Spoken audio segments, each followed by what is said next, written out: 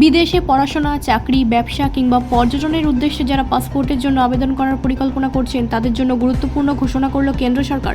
আগামী 1 জুলাই থেকে বিভিন্ন ধরনের পাসপোর্টের আবেদন ও পুনর্নবীকরণ ফি বাড়ানো হচ্ছে। দীর্ঘদিন পর এই সংশোধনের ফলে সাধারণ আবেদনকারী থেকে শুরু করে তৎকাল পরিষেবার সুবিধাভোগী সকলেরই অতিরিক্ত অর্থ ব্যয় করতে হবে। সরকারি বিজ্ঞপ্তি অনুযায়ী 36 পাতার সাধারণ পাসপোর্টের আবেদন ফি উল্লেখযোগ্যভাবে বৃদ্ধি করা হয়েছে।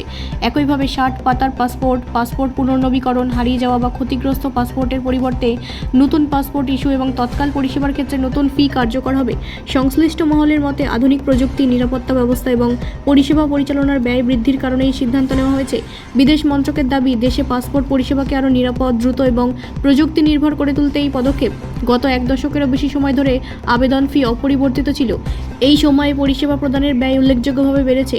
সেই কারণেই নতুন ফি কাঠামো পরিবর্তনের সিদ্ধান্ত নেওয়া হয়েছে। তবে এই সিদ্ধান্তে সাধারণ মানুষের একাংশের মতে অসন্তোষ দেখা দিয়েছে।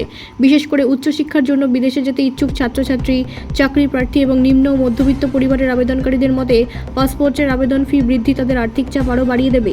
অনেকেই মনে করছেন, ডিজিটাল পরিষেবা বাড়লেও নাগরিকদের ওপর অতিরিক্ত আর্থিক বোঝা চাপানো উচিত নয়। বিশেষজ্ঞদের মতে আন্তর্জাতিক ভ্রমণ ও কর্মসংস্থানের সুযোগ ক্রমশ বাড়ছে।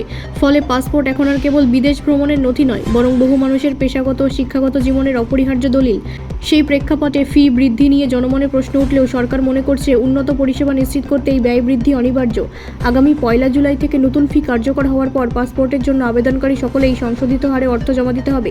তাই যারা শীঘ্রই পাসপোর্টের জন্য আবেদন করার পরিকল্পনা করছেন তাদের নতুন ফি কাঠামো সম্পর্কে আগে থেকেই অবগত থাকার পরামর্শ দিয়েছে সংশ্লিষ্ট কর্তৃপক্ষ। ব্যুরো রিপোর্ট, রাষ্ট্রীয় প্রসার বাংলা।